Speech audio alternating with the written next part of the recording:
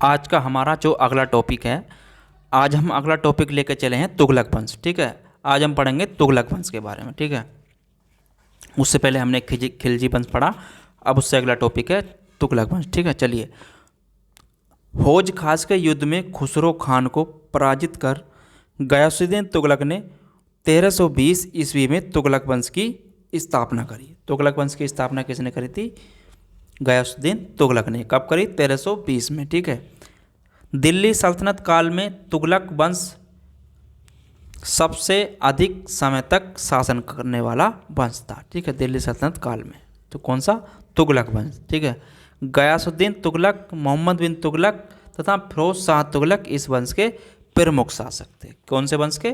तुगलक वंश के। तो सबसे पहले पढ़ते हैं हम गयासुद्दीन तुगलक के बारे में। ठीक है, गयासुद्दीन तुगलक, इसने कब तक शासन रहा? इसका 1320 से 1325 तक। ठीक है, इसका जो वास्तविक नाम था वो क्या था? गाजी मलिक। क्या था? गाजी मलिक। ठीक है, गयासुद्दीन तुगलक ने 29 बार मंगोल आक्रमण को विफल कर दिया। उसने अपने शासन काल में सर्वप्रथम सिंचाई के लिए कुएं तथा नहरों का निर्माण कराया था। किसने? गयासुद्दीन तुगलक ने। ठीक है, उसने रोमन शैली में तुगलकाबाद को बसाया। किसे बताया? तुगलकाबाद को। ठीक है, चिश्ती संप्रदाय के सूफी संत निजामुद्दीन औलिया ने गयासुद्दीन तुगलक के बारे में कहा था कि दिल्ली अभी बहुत दूर है। किसने कहा था? गयासुद्दीन तुगलक के बारे में किसने कहा था? सूफी संत निजामुद्दीन औलिया ने। ठीक है, बंगाल के सफल अभियान से लौटते हुए दुर्घटना में गयासुद्दीन तुगलक की मृत्यु हो गई। कहाँ से? बंगाल के सफल अभियान के लौटते समय। ठीक है, उसके बाद आता है मोहम्मद बिन तुगलक। उसके बाद मोहम्मद बिन तुगलक 1325 ईस्वी से 1351 ईस्वी तक। 1325 से 1351 ईस्वी तक। ठीक है, गयासुद्दीन तुगलक का बड़ा पुत्र मोहम्मद बिन तुगलक 1325 ईस्वी में दिल्ली का शासक बना। ठीक है, उसका वास्तविक नाम जोना खां था। उसका वास्तविक नाम क्या था? जोना खां। ठीक है, मोहम्मद बिन तुगलक दिल्ली सल्तनत के सभी सुल्तानों में सर्वाधिक शिक्षित, विद्वान और योग्य था। कौन? मोहम्मद बिन तुगलक। ठीक है, उसका साम्राज्य 23 प्रांतों में विभाजित था। कितने? 23 प्रांतों में। ठीक है, उसने दोआब क्षेत्र में कर की मात्रा में वृद्धि प्रथम योजना लागू की। ठीक है, उसकी प्रथम योजना क्या थी? कर में वृद्धि। ठीक है, उसने कृषि के विकास के लिए दीवान ए कोही नामक विभाग की स्थापना करी। किसकी? कृषि के विकास के लिए दीवान ए कोही। ठीक है, मोहम्मद बिन तुगलक ने सोने का नया सिक्का दिनार तथा चांदी का नया सिक्का अदली जारी किया। सोने का सिक्का किसने जारी किया था? ये दिनार। और चांदी का सिक्का अदली मोहम्मद बिन तुगलक ने। ठीक है, वह अपनी राजधानी दिल्ली से स्थानांतरित कर देवगिरी ले गया। दिल्ली से उसने कहाँ ले गया अपनी राजधानी को? देवगिरी। ठीक है, बाद में देवगिरी का नया नाम दौलताबाद रखा गया। देवगिरी का नया नाम क्या रखा गया? दौलताबाद। ठीक है, पुनः 1335 में उसने अपनी राजधानी को दौलताबाद से दिल्ली स्थानांतरित किया।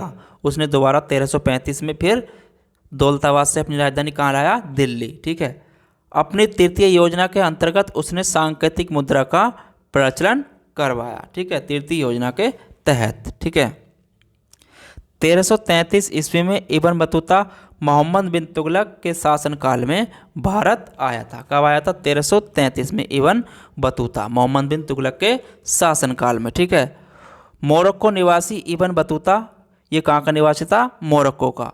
ठीक है, ने किताब उल रोहला नामक पुस्तक की रचना करी।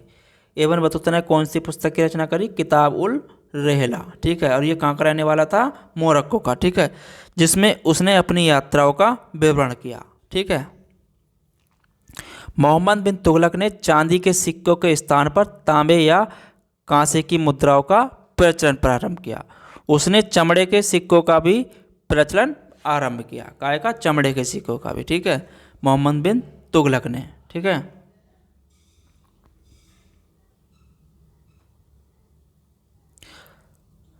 दिल्ली में सुल्तानों के में मोहम्मद बिन तुगलक प्रथम सुल्तान था जो हिंदुओं के त्योहारों में मुख्यतः होली में भाग लेता था। ठीक है, इब्न बतूता को दिल्ली की काजी पद पर नियुक्त, दिल्ली इब्न बतूता को ही उसने दिल्ली के काजी पद पर नियुक्त किया था। ठीक है। मोहम्मद बिन तुगलक के काल में ही 1336 ईस्वी में दक्षिण में हरियर एवं बुक्का में विजयनगर साम्राज्य की स्थापना हुई। विजयनगर साम्राज्य की स्थापना को ही हुई 1336 में। किसने करी? हरियर एवं बुक्का ने। ठीक है। 20 मार्च 1951 को पदहाम के निकट मोहम्मद बिन तुगलक की मृत्यु हो गई। कब हो गई इसकी मृत्यु? 20 मार्च 1351 को। ठीक है।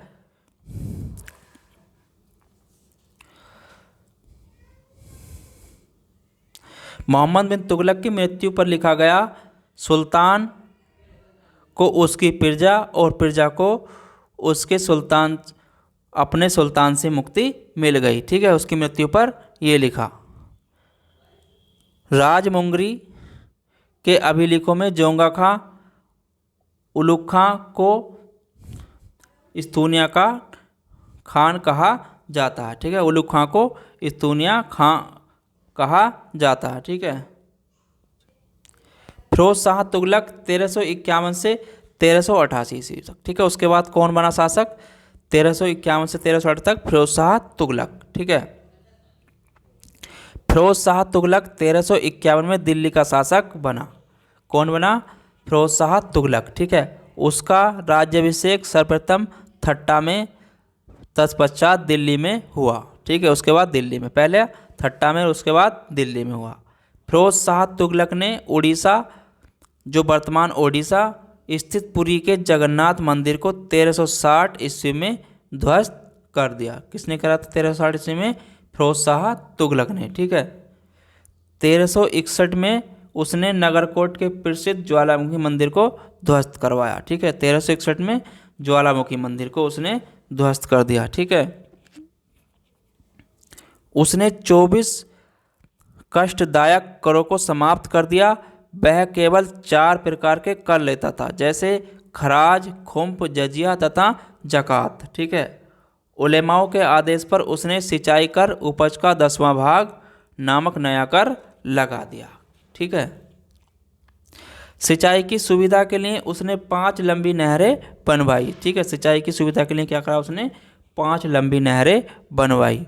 उसने लगभग 300 नए नगरों की स्थापना की।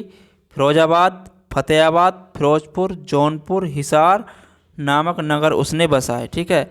इन नगरों में फिरोजाबाद उसे सर्वाधिक पसंद था। कौन सा? फिरोजाबाद। ठीक है।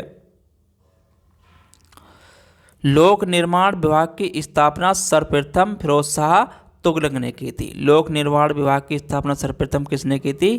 फिरोज शाह तुगलक ने। ठीक है। ब्राह्मणों पर जजिया कर लगाने वाला फिरोज शाह तुगलक प्रथम शासक था। जजिया कर लगाने वाला ब्राह्मणों पर कौन था? फिरोज शाह तुगलक प्रथम शासक था। ठीक है।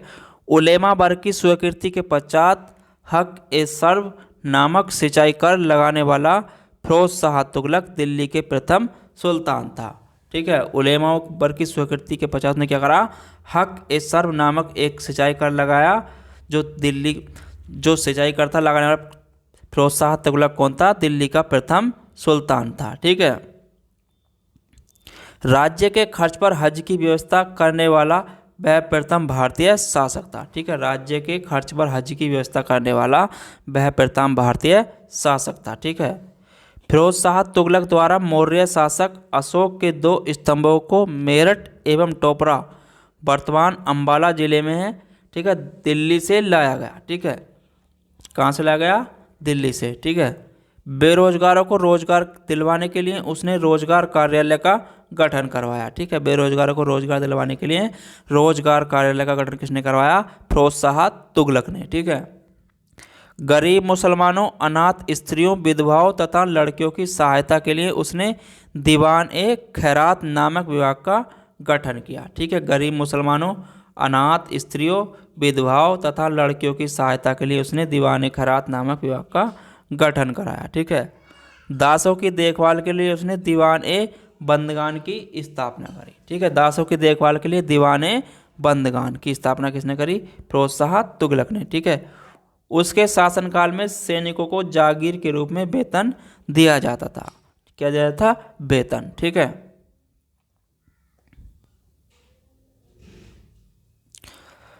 उसने सैन्य पदों को वंशानुगत बना दिया। ठीक है, सैन्य पदों को क्या करा, वंशानुगत बना दिया। ठीक है, उसने लगभग 13 मकतब एवं मदरसों की स्थापना की।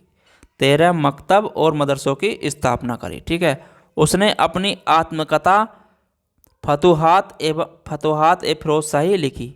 अपनी आत्मकथा कौन सी लिखी उसने, फतुहात ए फिरोज शाही। ठीक है, फिरोज शाह तुगलक ने तांबा एवं चांदी मिश्रण के निर्मित सिक्के जारी किए। ठीक है, जिसे अधा एवं बिख कहा जाता था। ठीक है, उसने 6 जीतल का सासगानी नामक सिक्का चलवाया।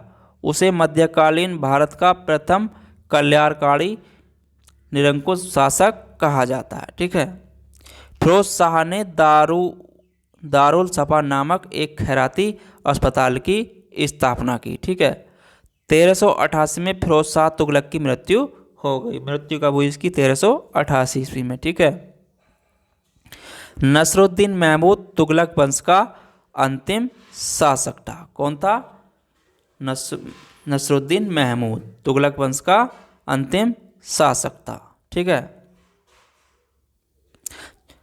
फिर चलेंगे आपको अगला वंश लेकर के अगले चैप्टर पर, सैयद वंश के बारे में। ठीक है, जब तक के लिए आप इसको अच्छी तरीके से देख लीजिए, फिर मिलेंगे जल्दी आपको। धन्यवाद।